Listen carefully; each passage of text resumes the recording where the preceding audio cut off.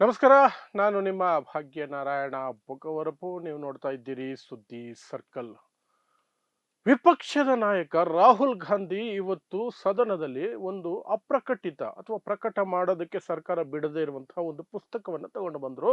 ಅದು ಈ ಹಿಂದೆ ಈ ಹಿಂದೆ ಚೀಫ್ ಆಫ್ ಆರ್ಮಿ ಸ್ಟಾಫ್ ಎಲ್ಲ ಸೇನೆಗಳ ಮುಖ್ಯಸ್ಥರಾಗಿ ಹುದ್ದೆ ನಿರ್ವಹಿಸಿದಂತಹ ಮೇಜರ್ ಒಬ್ಬರು ಬರೆದಿರುವಂತಹ ಬಯೋಗ್ರಫಿ, ಆಟೋಬಯೋಗ್ರಫಿ.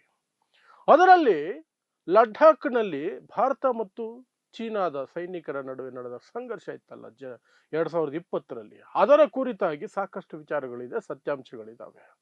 ಅವುಗಳನ್ನು ಪ್ರಸ್ತಾಪ ಮಾಡೋದಕ್ಕೆ ರಾಹುಲ್ ಗಾಂಧಿ ನಿಂತುಕೊಂಡ ತಕ್ಷಣನೇ ರಕ್ಷಣಾ ಸಚಿವ ರಾಜನಾಥ್ ಸಿಂಗು, ದೇಶದ ಗೃಹ ಸಚಿವ ಅಮಿತ್ ಶಾ ಏನು ಒಂದು ಕ್ಷಣ ಬಾಯಿ ಬಿಡೋದಕ್ಕೆ ಅಥವಾ ಬೇರೆಯವ್ರ ಮಾತು ಕೇಳೋದಕ್ಕೆ ಬಿಡದ ಹಾಗೆ ಕಿರ್ಚಾಡಕ್ಕೆ ಶುರು ಮಾಡ್ತಾರೆ, ಅರ್ಚಾಡೋದಕ್ಕೆ ಶುರು ಮಾಡ್ತಾರೆ. ಇದು ಮಾತಾಡಲೇಬಾರದು, ಈ ವಿಚಾರನ ಅಪ್ರಕಟಿತ ಪುಸ್ತಕ ಇದು ಅಂತೆಲ್ಲ ರಾದ್ಧಾಂತ ಮಾಡಿ ಬಿಸಾಕ್ತಾರೆ.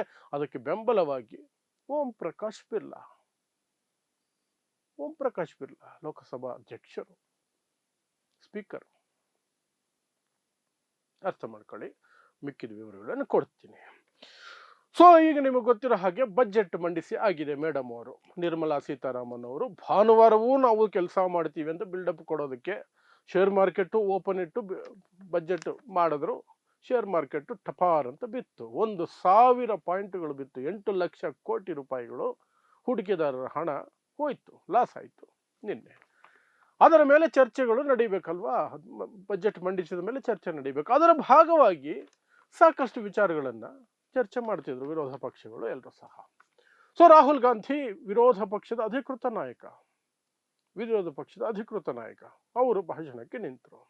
ಅವರು ಮಾತಾಡ್ತಾ ಈ ಭಾರತ ಮತ್ತು ಚೈನಾದ ಗಡಿಯ ವಿಚಾರ ಯಾರೋ ಪ್ರಸ್ತಾಪ ಮಾಡಿದ್ದಾರೆ, ಆಳುವ ವರ್ಗದವರು.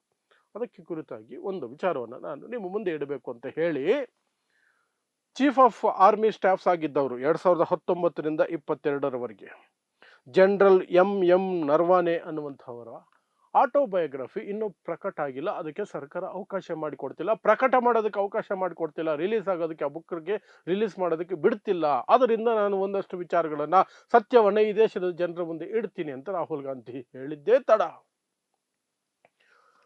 ಯಾವುದೋ ಹೊಸದಾಗಿ ಎಂಪಿಗಳಾದವರು ಕಿರ್ಚಾಡ್ತಾರಲ್ಲ, ಹೊಸ MLAಗಳು ಕಿರ್ಚಾಡ್ತಾರೆ, ಅಥವಾ ಕಾರ್ಪೊರೇಟರ್ ಲೆವೆಲಲ್ಲಿ ಏನು ಕಾಮನ್ ಸೆನ್ಸ್ ಇಲ್ಲದೆ ಎದ್ದು ಕಿರ್ಚಾಡಿ ಅರ್ಚಾಡಿ ಏನೇನೋ ಮಾಡ್ತಿರ್ತಾರಲ್ಲ, ಆ ರೀತಿ ಸೀನಿಯರ್ ಲೀಡರ್ ಆಗಿರುವಂತಹ ದೇಶದ ರಕ್ಷಣಾ ಸಚಿವ ರಾಜನಾಥ್ ಸಿಂಗ್ ಎದ್ದು ನಿಂತ್ಕೊಂಡ್ಬಿಟ್ರು. ಅವ್ರ ಜೊತೆಯಲ್ಲೇ ಹೋಮ್ ಮಿನಿಸ್ಟರ್ ಅಮಿತ್ ಶಾ ಎದ್ದು ನಿಂತ್ಕೊಂಡ್ಬಿಟ್ರು. ಇದಕ್ಕೆ ಅವಕಾಶನೇ ಮಾಡಿಕೊಡಬಾರ್ದು, ಅದರಿಂದ ಒಂದು ಪದಾನು ಓದಬಾರ್ದು, ಅದು ಅಪ್ರಕಟಿತ ಕೃತಿ, ಅದರಿಂದ ಹೆಂಗೆ ಓದ್ತೀರಿ ನೀವು ಅಂತ ಗಲಾಟೆ ಶುರು ಮಾಡ್ಕೊಂಡು ರಾಹುಲ್ ಗಾಂಧಿಗೆ ಮಾತಾಡಕ್ಕೆ ಬಿಡಲಿಲ್ಲ. ಬ್ಯಾಕ್ ಟು ಬ್ಯಾಕ್ ಇಬ್ಬರು ಮಾತಾಡಿ ಗಲಾಟೆ ಮಾಡ್ತಿದ್ದಾರೆ. ಈ ಕಡೆ ಸ್ಪೀಕರ್ ಓಂ ಪ್ರಕಾಶ್ ಬಿರ್ಲಾ ಬಗ್ಗೆ ನಿಮಗೆ ಗೊತ್ತೇ ಇದೆ. ಆ ಸ್ಥಾನದಲ್ಲಿ ಕೂತವರು ನಿಷ್ಪಕ್ಷಪಾತವಾಗಿರಬೇಕು, ಯಾವುದೇ ಪಕ್ಷಕ್ಕೆ ವಿಧೇಯರಾಗಿ ನಡ್ಕೋಬಾರ್ದು. ಆದರೆ ಮಿಸ್ಟರ್ ಓಂ ಪ್ರಕಾಶ್ ಬಿರ್ಲಾ RSS ಹಿನ್ನೆಲೆಯ ವ್ಯಕ್ತಿ, ಮೋದಿ ಅವರನ್ನ ಮೆಚ್ಚಿಸೋದಕ್ಕೆ ಅಂತಲೇ ನಾನು ಈ ಸೀಟಲ್ಲಿ ಇರೋದು ಅಂತ ಬಹಿರಂಗವಾಗಿ ಹೇಳ್ಕೊಂಡು ಓಡಾಡೋ ವ್ಯಕ್ತಿ. ಮೋದಿ ವಿಚಾರದಲ್ಲಿ ಯಾವ ಮಟ್ಟಕ್ಕಾದರೂ ಹೋಗಿ ನಾನು ಕಾನ್ಸ್ಟಿಟ್ಯೂಷನ್ ಕೇರ್ ಮಾಡಲ್ಲ, ಏನೂ ಮಾಡಲ್ಲ, ಈ ಸರ್ಕಾರ ಮೋದಿ ಇವರ ರಕ್ಷಣೆಗೆ ನಾನು ನಿಲ್ತೀನಿ ಅನ್ನೋ ವರ್ತನೆಯನ್ನು ತೋರುವ ವ್ಯಕ್ತಿ. ಅವರು ಇಲ್ಲ, ಮಾತಾಡಂಗಿಲ್ಲ, ಅಪ್ರಕಟಿತ ಕೃತ್ಯ ಅಂತ ನೀವೇ ಹೇಳ್ತಿದ್ದೀರಿ, ಹೆಂಗ್ ಮಾತಾಡ್ತೀರಿ ಅಂತ ಗಲಾಟೆ. ಓಂ ಪ್ರಕಾಶ್ ಬಿರ್ಲಾ ಗಲಾಟೆ, ಈ ಕಡೆ ಅಮಿತ್ ಶಾ ಮತ್ತು ರಾಜನಾಥ್ ಸಿಂಗ್ ಗಲಾಟೆ.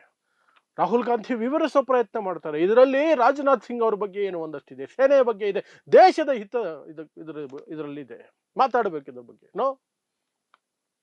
ಲಡಾಖ್ನಲ್ಲಿ 2020ರಲ್ಲಿ ನಡೆದಂತಹ ಭಾರತ ಚೀನಾ ಸೈನಿಕರ ನಡುವಿನ ಸಂಘರ್ಷದ ಕುರಿತಾಗಿ ಭಾರತದ ಕಡೆಯಿಂದ ಆಗಿರುವ ವೈಫಲ್ಯಗಳ ಬಗ್ಗೆ ನರವಾನೆ ಅವರು ಬರೆದಿದ್ದಾರೆ ಆ ಪುಸ್ತಕದಲ್ಲಿ.